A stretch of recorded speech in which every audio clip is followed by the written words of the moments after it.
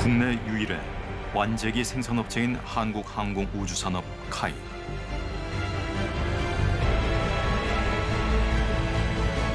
마케팅 서버는 이게 최고예요. 파보는 것 자체가 저한테 엄청난 무기가 됩니다. R&D는 제가 판을 깔아주면은 수출은 제가 조종사 출신이고 좀 강점이 있다고 생각을 했습니다. 이 전문가들이 60%가 다 그만둬버렸어요. 다 목재서 나갔어요. 이게 낙하산 수준이 아니라 공수부대 강화 수준이라고까지 표현하고 있잖아요.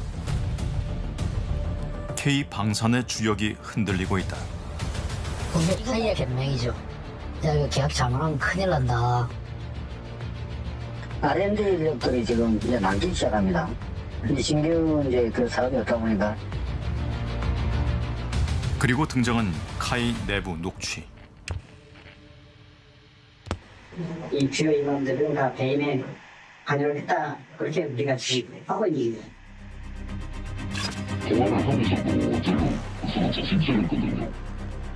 지금들은 그게 회사하고 지금 싸우고 있는 팀이 그잖아요. 그렇게 알겠습니까? 하늘 넘어 우주를 향한 26년의 꿈과 도전. 위기는 어디에서 시작됐을까?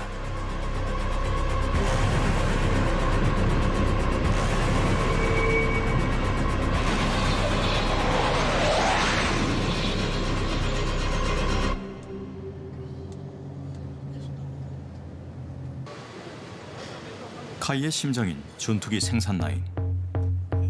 내년 하반기 우리 공군에 인도될 한국형 차세대 전투기 KF-21 최종 조립이 한창이다.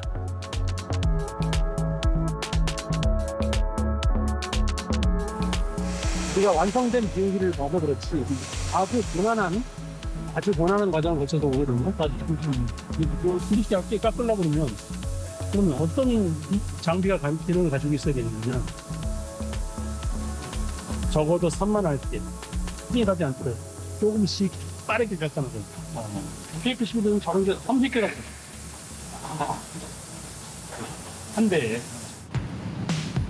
다른 쪽에선 우리나라 최초의 초음속 전투기 FA-50의 폴란드 수출 물량이 생산된다.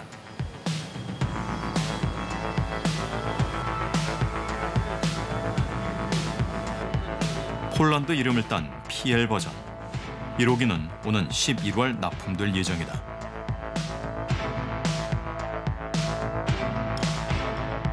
PL 버전은 우리 공군에서 안 쓰는, 우리 공군에서 써본 적이 없는 레이더, 없는 장비들이 새로 들어가기 시작합니다.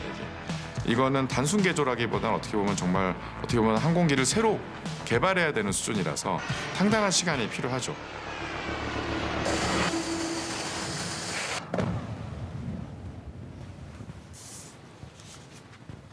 첫 납품이 한 달여 앞으로 다가왔다. 그런데 레이더나 미사일 등이 탑재되지 않은 기체 구조물만 늘어서 있다.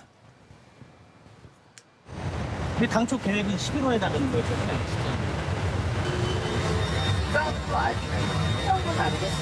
되돌이다라고 생각했어요.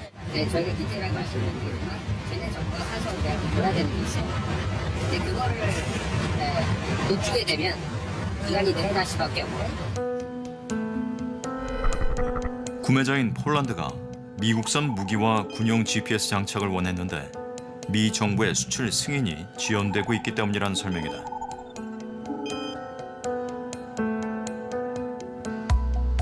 하지만 계약 과정에 참여했던 카이 전 임원의 주장은 달랐다. 그게 카이의 변명이죠. 제가 그 계약서를 전에 꼼꼼히 봤기 때문에 야, 이거 계약 잘못하면 큰일 난다. 폴란드가 무장 등을 미국산으로 요구한 데 더해 카이 역시 레이더를 미국산으로 결정해 납품 지연을 자초했다는 주장이다. 미국산 레이더는 아직 개발 중이다. A사 레이더는 전투기의 눈에 해당하는 핵심 부품으로 한국형 차세대 전투기 KF-21에는 국산 레이더가 장착된다. 천여 개의 송수신 모듈이 공중과 해상, 지상 표적을 동시에 탐지하고 추적할 수 있다. 저는 분명히 얘기를 했습니다. 미제 A사 레이더를 쓰면 납기를 맞출 수 없을 겁니다. 1년 이상 지연이 될 겁니다. 그들이 우리한테 제안했던 팬텀 스트라이크라는 레이더는 아직 개발이 전혀 안 된 레이더였기 때문에 짧은 기간 안에 다 개발해서 납품료 부족분을 충족하기는 저는 분명히 시기적으로 불가능했다. 강 사장한테 그 부분을 계속 얘기를 했죠. 강 사장 그렇지만 그거는 믿지를 않았죠. 미국이 수출을 승인해도 문제는 남는다.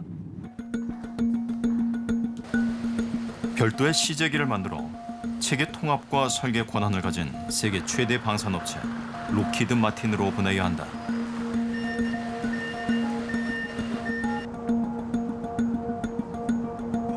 이후 장비 통합과 시험 평가 등을 거쳐야 하는데 그 기간과 비용이 얼마나 늘어날지 예측하기 어렵다.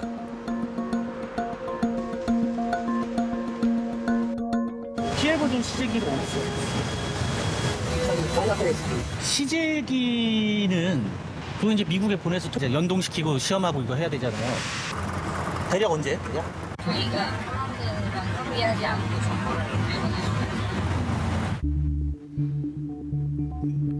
카이와 폴란드는 PL 버전 공급 일정을 재조정하는 방안을 논의 중인 것으로 전해진다. 납기 준수가 경쟁력인 K 방산의 신뢰도에 악영향을 줄 거라는 우려가 나온다.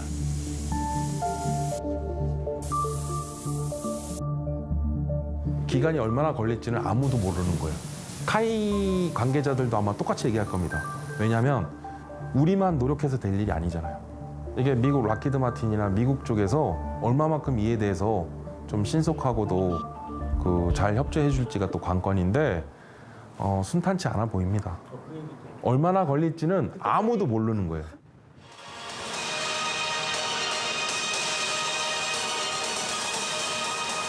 FA-50의 폴란드 수출은 이른바 K방산의 신호탄이었다. 우리 돈 4조 원대에 모두 48대를 수출하기로 해 가격과 물량 모두 역대 최대 규모였다.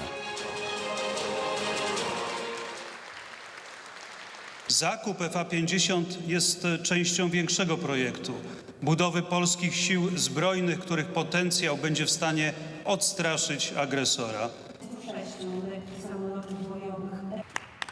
계약서에 서명한 건 강구영 당시 카이 대표. 취임한 지 열흘 만이었다.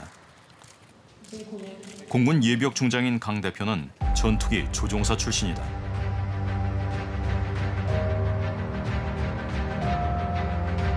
마케팅 수업하는데 이게 최고예요. 다 보는 것 자체가 저한테 엄청난 무기가 되는 거예요. 취임 직후 고등 훈련기 탑승 장면을 공개하며 경영자로서의 자신감을 내비쳤다. 제가 사장으로 와가지고 경영 지침으로 강조한 게 수출과 R&D였습니다. R&D는 제가 판을 깔아주면은 우리 연구원들이 많은 일거리를 만들 수 있는 그런 상황이고요. 수출은 제가 조종사 출신이고 또 시험 비행을 했기 때문에 좀 강점이 있다고 생각을 했습니다. 그는 어떻게 카이 대표가 될 수 있었을까? 제20대 대통령 선거. 예비역 군인들이 윤석열 당시 국민의힘 대선 후보를 공개 지지하고 나섰다. 우리 군대의 모습은 참담합니다.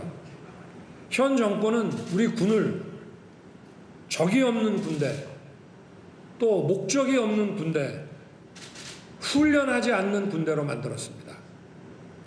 그 끝에는 기업의 지금 50대 후반에 나와서 아무것도 못하니 이제 호구직책으로 이 캠프에 들어가는 당군들이 대부분인 거야. 그런데 가서 몸을 담아야 끝나고 국방에 있는 많은 주요 자리, 군인공제위를 포함한 많은 자리라도 한 자리 갈 수 있고 그러잖아요. 공사 30기 강구영과 육사 38기 김용현. 임관 동기인 두 사람은 국방포럼 공동운영위원장으로 윤석열 지지 모임을 이끌었다.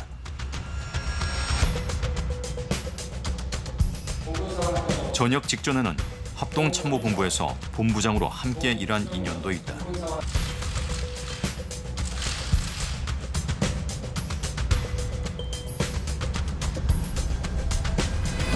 우리 대한민국을 살릴 대통령 후보는 누굽니까?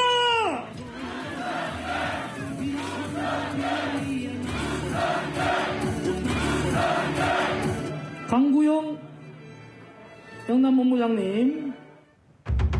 강구영은 외곽 지원을 넘어 윤 후보로부터 직접 지역 선대위 임명장도 받았다. 유세장에선 이재명 당시 더불어민주당 대선 후보를 겨냥한 피켓을 들기도 했다.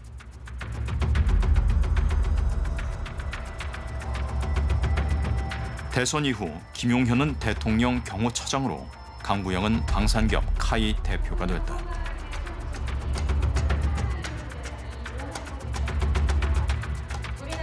연봉은 지난해 기준 7억 8천만 원이다. 그 윤석열을 지지했던 그 군 세력들이 대부분이 사실은 국방부 관련 기관 조직장 이런 데로 들어가 있잖아요. 방산업체도 많이 가지고 갔는데 다리 싸움이 군 출신들은 그렇게 이루어지는 거지. 카이는 정부의 구조조정에 의해서 탄생한 기업입니다. 현재 지분 구조만 보더라도 한국수출입은행이 약 26%, 그리고 국민연금이 약 9% 정도, 그래서 정부 지분율이 한 35% 정도를 차지하고 있기 때문에 반공기업의 성격이 짙다 보니까 결국은 매 정권 시기마다 낙하산 인사로 사장이 내정됐다는 점에서 보면 다른 타 방산 기업과는 좀 대조적인 부분이고, 사실 카이의 발목을 잡는 가장 큰 리스크 중에 하나도 바로 그 부분이 아닐까 싶습니다. 실제 그랬다. 역대 카이 대표 8명 가운데 5명은 행정고시 출신 관료, 2명은 군 출신이었다. 항공과는 무관한 육군 참모총장이나 감사원 사무총장 이력도 눈에 띈다.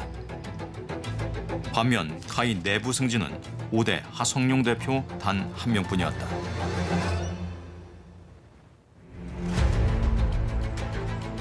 대통령과 카이 수장으로 다시 만난 두 사람. 강 대표는 FA-50 폴란드 수출권을 설명하며 이렇게 말했다. 폴란드 수출 단가가 대당 얼마예요? 500원. 4,500. 대당 500만 원인데 500을 500원. 대당 500원. 저희들이 이렇게 제시한 가격표가 대당 500원.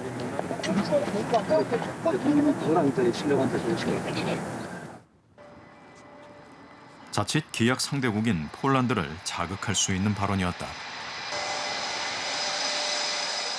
국제 방산 시장에서 기본 메커니즘은 첫 번째, 무기 거래가 기본적으로 정찰제 시장이 아닙니다. 그래서 국가와 국가 간의 무기 거래에 있어서는 총액은 공개를 하되 대당 단가나 이런 부분들은 예외로 해서 일반적으로 공개를 안 하는 것이 관례인데요. 어떻게 보면 상대국 입장에서는 어떤 국가적 결례로까지 인식할 수 있는 안타까운 그런 사례였던 것 같습니다. 논란은 이어졌다. 이례적으로 거액의 선수금을 지급하면서 납기 준수를 강조한 것으로 확인됐습니다. 폴란드는 FA50 계약 금액의 30%, 약 10억 달러를 선수금으로 지급했다. 우리 돈 1조 원이 넘는 거액이었다. 당시 카이의 재정 담당 임원은 환율 하락에 대비한 관리 방안을 마련해 보고했다.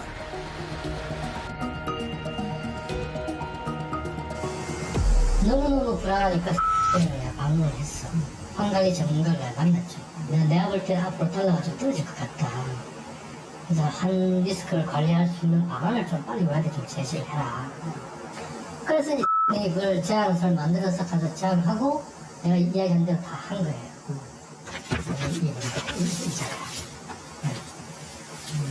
이걸 제안한 거예요. 하지만 강 대표는 별다른 움직임을 보이지 않았다고 한다. 예상대로 환율이 요동쳤다.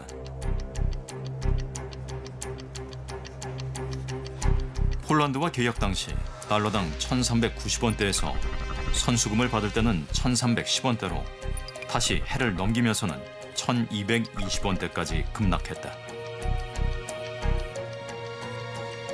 카이의 환 손실액은 400억에서 600억 원 규모로 추정된다는 주장이 나온다. 그 규모가 1조 금액이에요. 여기에 대해서 아무런 액션을 안 취했다는 거예요. 제대로 된 경영자 같으면 일단은 내부의 금융 전문가인 제가 이야기를 해서 가이드라인을 만들어줬고 거기에다가 외부에 있는 금융기관이 또 대안을 갖다가 제시를 했고 했으면 그걸 따라가지.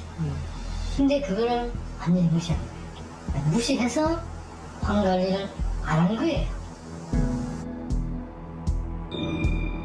이에 대해 카이는 2022년 환 손실은 222억 원이었지만 이듬해에는 80억 원 순이익으로 전환했다며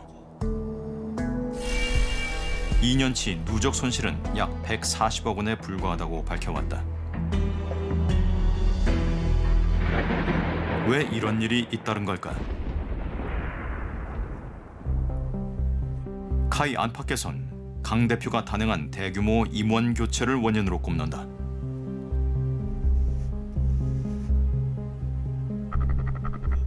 강 대표는 취임 4월 만에 부사장 2명을 포함해 임원 5명을 해고했다. 한국형 차세대 전투기 KF-21의 설계와 양산, 시험 전 과정을 총괄하던 인물도 포함됐다. 이어 석 달 뒤에는 전무와 상무급 임원 14명을 한꺼번에 해고했다. 상당수가 길게는 30년 가까이 카이에서 잔뼈가 굵은 부문별 전문가들이었다.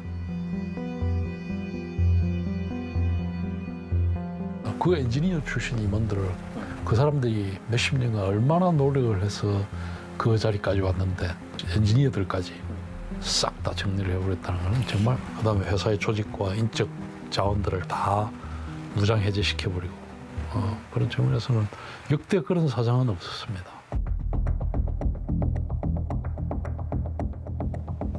강 대표가 밝힌 대규모 임원 교체의 명분은 경영 효율성 강화와 젊은 관리자 확대였다. 인재 육성은 필수입니다. 또 젊은 엔지니어들이 성과를 낼 경우에는 빨리 승진을 하고 또 임원으로 30대, 40대 임원이 나올 수 있는 그런 인사체제를 구축하겠습니다. 실제 그랬는지 금융감독원 전자공시 시스템을 통해 카이의 조직과 임원 변화를 살펴봤다. 강 대표 취임 초기 교체된 상근 임원은 전체 34명 중 21명, 61.8%에 달했다.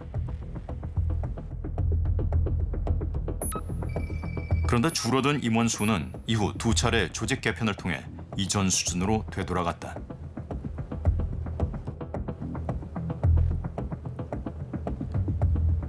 그 사이 30, 40대 임원은 단 한 명도 나오지 않았다.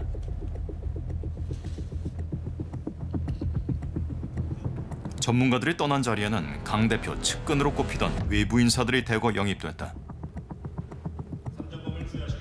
카이 산림을 총괄하는 재무 책임자에는 공군 인사정교 출신인 박상욱 예비역 준장이, 윤리경영 책임자에는 국방포럼 사무국장을 지내며 피켓 시위에 함께 나섰던 국정원 출신 황임동 씨가 임명됐다.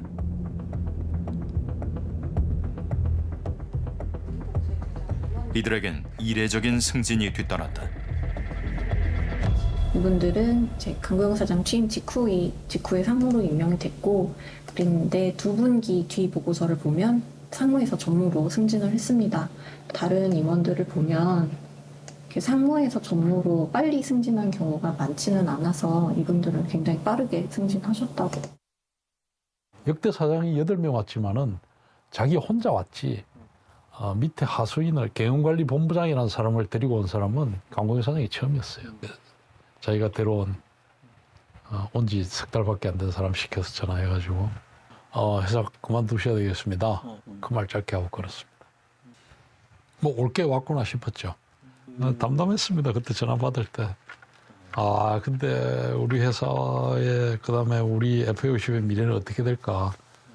그게 제일 먼저 탁 머릿속에 떠오르더라고요. 이거 아닌데. 강 대표의 인사 논란은 국회로까지 번졌다. 2024년도 숨김과 보탬이 없이 사실 그대로 말하고 현재 강구영 사장 취임 이후로 공군이 그야말로 참 해 드셔도 너무하신다 할 정도로 해 드시고 계세요. 이 전문가들이 지난번 정권개최하면서 60%가 다 그만둬 버렸어요. 다 목쳐서 나갔어요. 그러니까 뭐 언론에서는 이게 낙하산 수준이 아니라 공수부대 강화 수준이라고까지 표현하고 있잖아요. 네, 지금 카이도 그 부분에 대해서 인정하고 있고 그 사업 관리 잘할 수 있도록 같이 노력하겠습니다.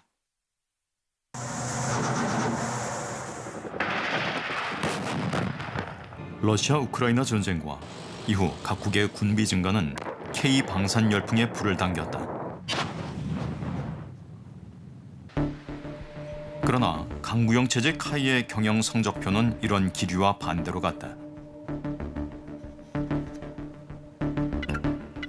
국내 4대 방산 기업 중 카이는 유일하게 지난해 매출과 영업이익이 모두 감소했다. 영업이익을 보면 한화 에어로스페이스는 190%, 현대로템 117%, LIG 넥스원 24%의 성장을 거뒀다. 실적 악화는 일자리에도 영향을 주었다. 지난 3년간 유독 카이에서만 임직원 수가 줄어 뚜렷한 증가세를 보인 다른 업체와 대비됐다.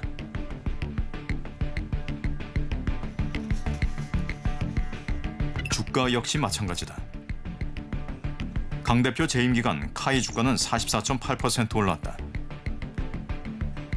한화 에어로스페이스 882%, 현대 로템과 LIG 넥스원 역시 세 자릿수 상승률을 보인 데 견줘보면 홀로 옆걸음질한 셈이다.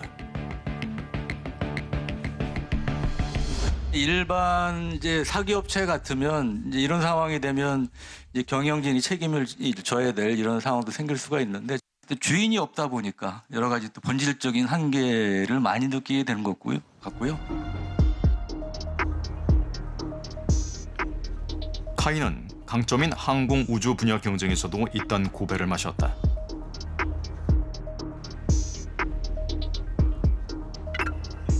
한국형 발사체 고도화 체계 사업은 한화 에어로스페이스에,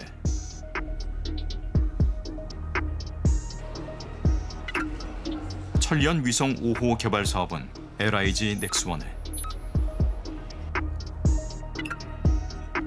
UH-60 블랙호크 헬기 성능 개량 사업은 대한항공 컨소시엄에 밀려 탈락했다.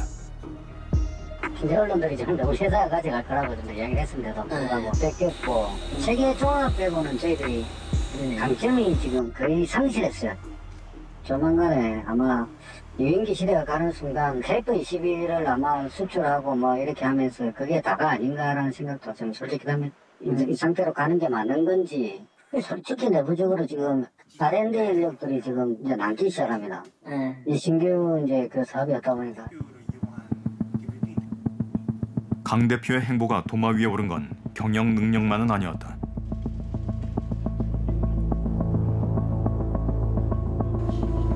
시사기획 창으로 제보 전화가 걸려왔다.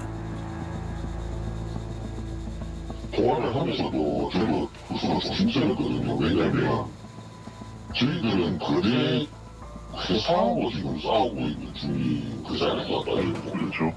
그건 두렵지 않겠습니까? 카이 현직 직원이 KBS를 찾아왔다. 아유, 멀리서 오셨습니다. 네. 지금 사천에서 네, 맞습니다. 이제 스마트 플랫폼 관련해서 제보할 게 있어서 왔습니다. 취임 한 달 만인 2022년 10월. 강 대표는 전임 사장이 추진한 스마트 플랫폼 사업 특별 점검을 지시했다. 500억 원을 투입해 제조 공정을 자동화하는 이 사업은 점검 2달 뒤 전면 중단됐다. 카이는 사업에 참여한 전현직 임직원 6명이 회사에 100억 원의 손해를 입혔다는 혐의로 검찰에 수사 의뢰했다. 사전 승인 없이 하청업체에 대금을 지급했고 투입 인력에 대한 관리에 소홀했으며 비교 견적 없이 고가 계약을 체결했다는 이유였다. 그런데 카이 주장과 배치되는 내용이 담긴 국민청원이 접수됐다. 수신처는 대통령실 공직기강 비서관실. 강 대표가 특별 점검을 지시하며 민주당 내 특정 인사를 언급했다는 대목이 나온다. 후배라서 내가 잘해줘야 되는데. 응?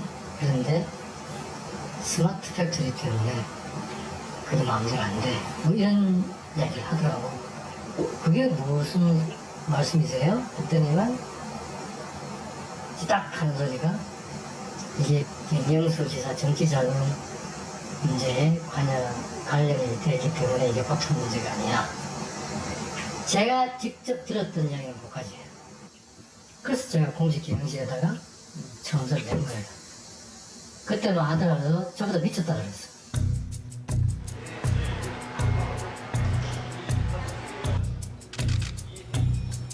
카이 본사가 있는 경상남도 지사를 지낸 김경수 전 지사의 자금줄을 밝히는 게 감사의 목적이었다는 주장이다.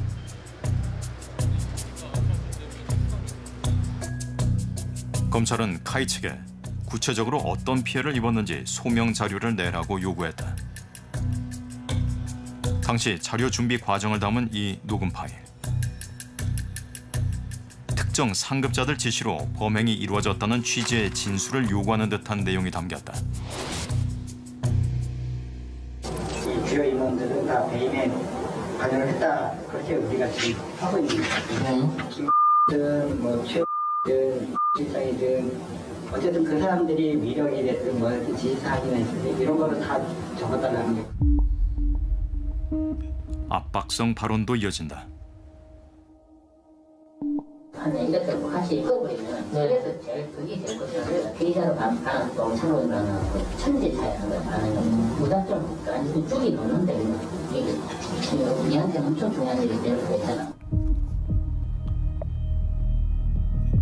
사측은 실무 직원에게 베껴 적으라며 검찰에 제출할 진술 예시 문건까지 건넸다. 빈칸에 지시자의 이름만 채워 넣은 뒤 그대로 다시 제출하라는 요구였다. 내용이 소위 말하고 지난번에 그 월요일날 하고 났었던 그 내용하고는 방향이 좀 많이 다른 것 같아요. 본인 연필을 위한 자료라고 딱 보여주는 거예요. 그 당시에 정확한 사실관계, 그러니까 누가 뭔가를 했었던 거야. 이게 정확히 사실을 담았는데 누가 지시를 했고 그런 내용을 다 사실은 팀장님 말씀하신 내용을 다 했거든요. 근데 자꾸 청을 보내주신 내용을 보면 일부 직원에게는 무기 정직 등 내부 징계도 뒤따랐다.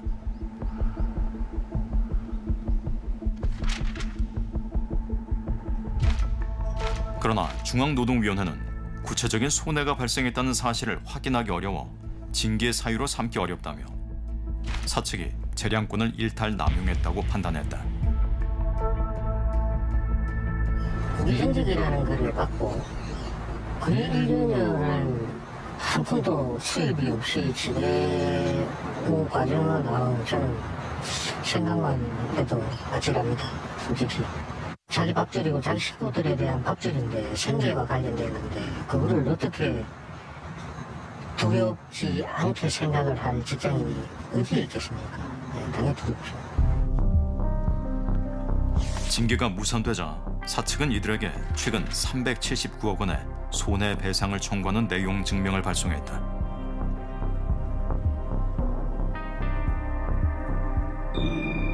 카이 측은 전임 사장 때도 감사가 진행됐으며 감사위원회 지시에 따른 후속 조치로 강 대표가 특별 점검을 지시하는 과정에서 새로운 문제가 확인돼 수사 의뢰한 것이라고 밝혀왔다.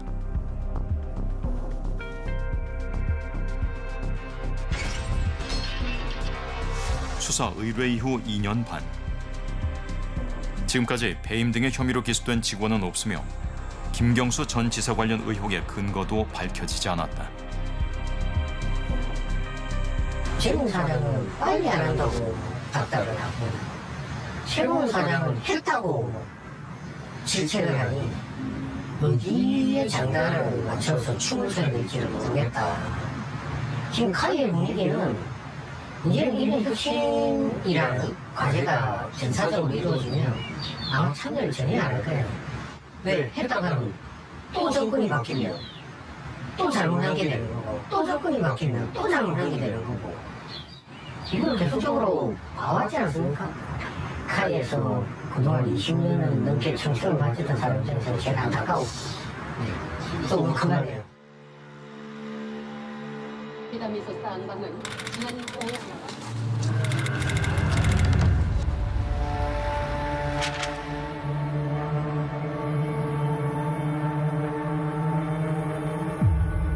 이번 영공 침범 사건은 우리의 자주권을 침해하는 엄중한 범죄 행위이며 그런 적이 없기 때문에 전략적으로 확인해 줄 수 없다고 표현할 수밖에 없습니다. 적반하장식 억지 주장에 대해서 대응할 가치도 없는 것이기 때문에 국군의 날 기념 행사 때 차량에 탑재되어 공개되었던 무인기와 동일한 기종으로 판단했습니다. 김병준 왜 무인기한테는 얘기를 못해요? 자, 백령도에서 4척, 4대 동해 쪽으로 하나 보냈어요, 안 보냈어요? 낼까?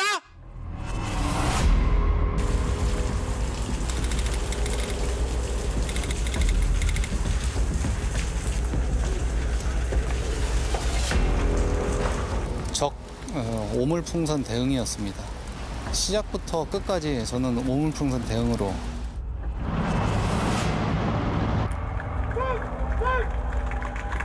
12.3 비상기험 직전 평양으로 날아간 무인기. 2023년 8월 국방과학연구소가 드론 사령부에 공짜로 넘긴 무인기 중 일부로 전해진다.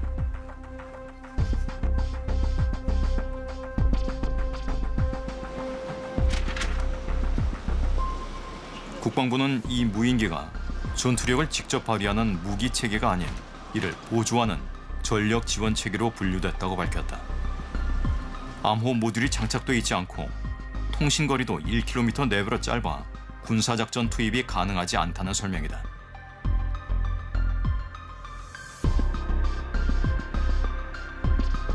이런 분류가 맞는 건지 방위사업청 전 법무관과 함께 관련 법령을 찾아봤다.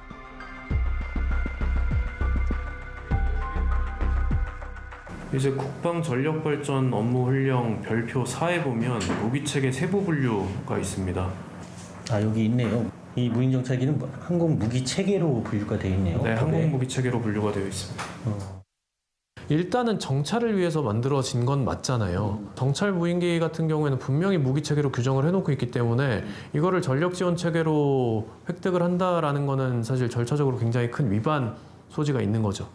무기 체계인 거를 전력 지원 체계로 우회를 해서 이렇게 받아온다라고 했을 때는 실제로 무기 체계에서 규정해 놓은 그 엄격한 기준들, 시험 평가 내용들 이런 것들에 대해서 다 회피를 하는 결과가 되거든요. 시사기획청은 무인기 계약과 납품 과정을 담은 문건을 다량 입수했다. 여기에도 카이가 등장한다. 내부 문서를 보면 무인기는 민간 드론업체 S사가 제작했고 이후 카이를 거쳐 국방과학연구소에 납품됐다. 소형 무인기 100대와 발사대 2대, 지상 통제 장비 2대, 운용 지원 장비 2조 등이다.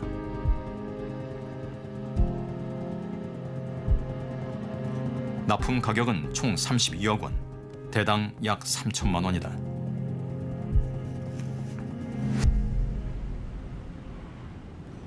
무인기를 만들어 카이에 넘긴 업체 대표는 한 언론과의 인터뷰에서 국방과학연구소 의뢰로 무인기를 만들던 도중 카이가 갑자기 등장한 거라고 주장했다.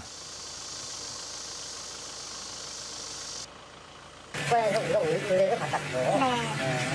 우리가 기존에 그 비행체가 개발된 게 있었어요. 근데 우리가 이제 뭐 직접 납품이 안 되니까 카이가 중간에 이제 불러주셨어요. 우리가 밀집도 하는 게 좋겠다라고 국가에 얘기를 해서 카이가 붙었어요. 업체 대표는 다만 우회 납품 의혹에 대해 언론 대응을 하지 않겠다며 더 이상의 설명을 하지 않았다.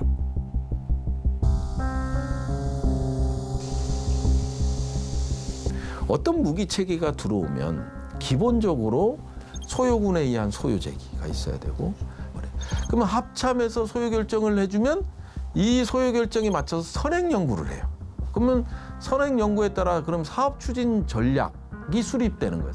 사업 추진 전략이 수립되면 이거를 연구 개발, R&D로 해서 자체 개발할 거냐, 혹은 해외에서 구매할 거라는 사업 방식을 결정하는 거죠.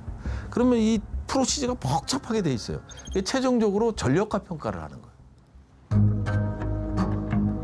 무기체계 획득 절차를 건너뛴 채 평양 침투 작전에 활용된 무인기.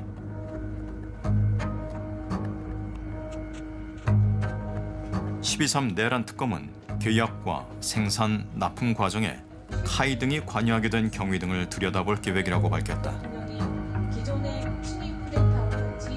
우주항공 분야 업체들만 놓고 봤을 때 카이는 독보적인 업체인데 이거 100대 만드는데 32억짜리를 가지고 하겠어요. 그러니까 중간 다리를 하나 놓은 거예요. 주계약자가 카이를 하나 끼고 한 거지.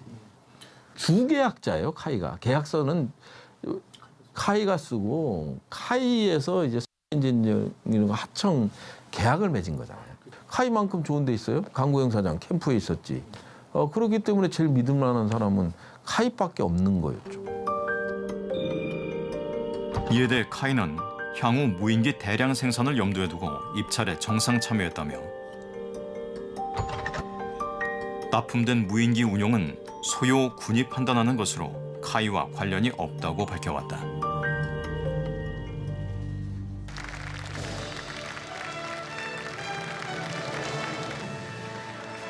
윤석열 캠프 출신 강구영 대표는 새 정부 출범 첫날 자진 사의를 표명했다. 임기를 석 달 남겨둔 시점이었다. 선서합니다. 그는 현재 업무상 배임과 업무 방해, 위증 교사 등의 혐의로 경찰에 고발된 상태다. 강구영 사장은 2022년 9월 카이 대표로 부임한 이후 비전문가 중심의 조직 개편, 그리고 부실 경영, 명백한 위법 행위로 카이의 위상과 경쟁력을 크게 훼손시켰습니다. 숱한 논란과 의혹을 남겨둔 채 카이를 떠난 강 전 대표.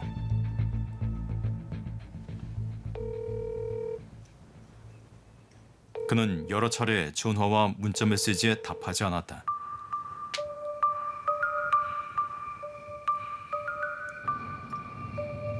자택을 찾았다.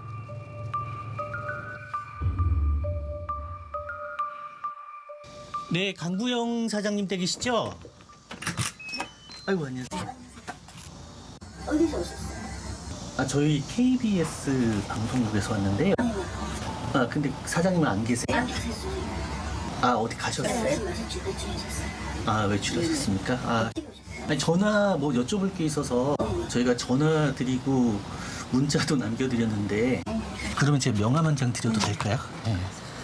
꼭 연락 좀 부탁드린다고. 강 전 대표는 끝내 연락해오지 않았다. 커지는 위기의식에 낙하산을 숙명으로 여겼던 카이 구성원들도 변하기 시작했다. 직원들이 사기가 많이 저하되어 있고 직원들이 위기의식이 많이 팽배되어 있죠. 회사의 미래와 비전에 대해서도 좀 실망해서 이전하는 경우도 많이 있습니다. 정권의 입맛에 맞는 정부의 편중된 인사로 또 카이의 사장이 임명되면 저희 입장에서는 카이의 제도약을 위해서 낙하산 인사가 온다고 하면 뭐 조합원 전 조합원의 동력을 동원해서 강력 투쟁할 것이고. 프랑스가 지금 전 세계 방산 수출 2위 국가예요. 미국 다음이에요. 그럼 프랑스는 대부분의 방산 기업들이 정부가 대주주인데 그럼 우리나라하고 뭐가 틀리겠습니까? 똑같잖아요. 근데 왜 그들은 성장하고 우리는 멈춰 있냐? 어떤 그 회사의 수장들이 단기적으로 있질 않아요. 보통 장기적으로 탈레스 같은 경우는 지금 10년 넘게 지금 수장으로서 위치를 하고 있는 분이 있고요. 이렇게 장기적으로 수장들이 이 회사의 미래 전략을 보면서 이끌어간다는 거죠.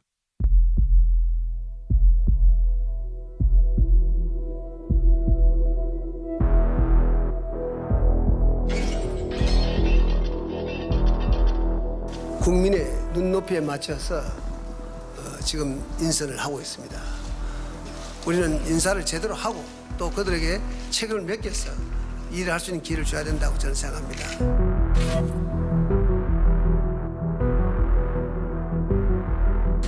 열심히 일하는 사람들의 사기를 떨어뜨리는 낙하산 인사도 새 정부에서는 없어져야 합니다.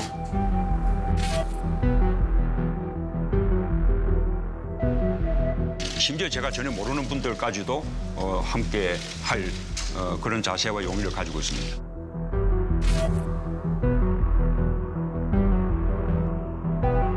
제가 집권하면 그냥 놓겠습니다. 여기에다가 사장 누구 지명하고 이렇게 안 하고요. 뭐 캠프에서 일하던 사람을 시킨다, 저 그런 거 안 할 겁니다.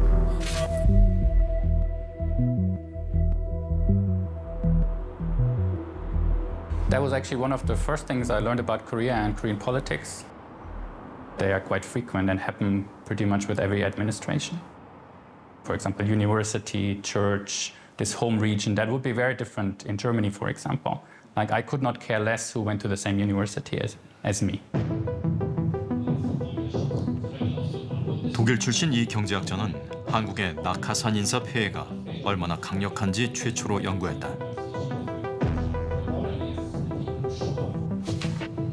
이명박 정부를 대상으로 한 이 논문.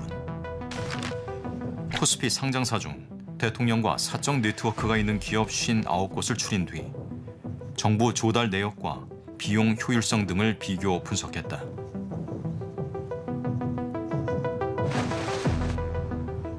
그 결과 낙하산 인사로 발생한 경제적 손실은 공기업의 경우 연간 국내 총생산의 0.41%,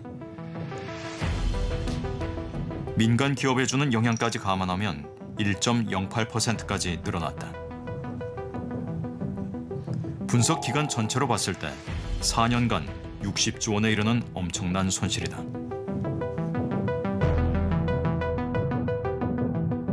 So it seems that in general these political appointments don't seem to be very efficient from a society perspective and generate a lot of costs.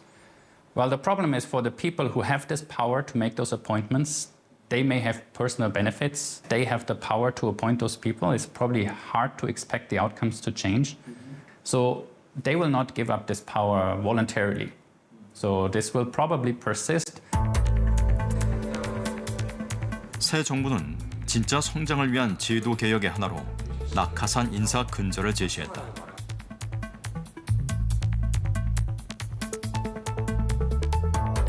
인사위원회에 외부 전문가 참여를 의무화하고 경영평가를 통해 낙하산 인사기관에 감점을 적용한다는 내용 등이다. In Norway, for example, even the board cannot be appointed by politicians. So I think that ultimately the only way to prevent the parachute appointments is to change the institution and the rules and the regulations. It could happen that sometimes some administration, maybe they don't use parachute appointments or don't use them as much, but there's no guarantee for that, and the next administration might just resort to the parachute appointments again. So to really prevent it, the only way to do is really take away this power and have some more independent bodies that can make those decisions.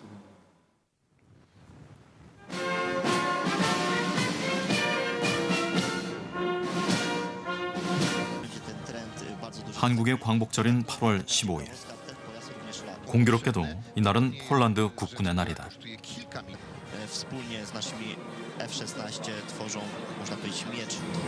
I kolejne samoloty FA-50. Samoloty bardzo dobre, produkcji koreańskiej. Oczywiście wspólnie z naszymi F-16 tworzą, można powiedzieć, miecz w siłach powietrznych. Additionally, I can mention being here as a base commander. Thanks a lot for providing us this platform. I flew in a backseat of this plane, and I can strongly support this plane, this platform, to be the platform that is going to be used for the form that will defend our country, deter the enemies, and strengthen the NATO interoperability.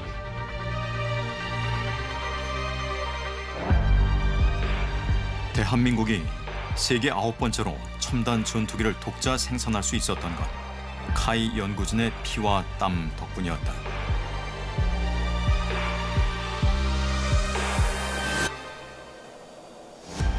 카이에 대한 이 미래, 그다음에 이제 항공에 대한 우리의 도전은 절대 버릴 수가 없는, 정말 우리가 정말 계속 따라가야 되고, 우리가 언젠가는 이제 항공에 대한 어떤 주도권을 가질 수 있는 그 시점까지는 우리가 많은 투자를 이뤄내야 됩니다. 근데 결국은 똑같은 문제로 귀결이 됩니다. 카이의 수장은 정치를 하시는 분이 오는 게 아니라 경영과 항공을 아시는 분이 오셔야 돼요.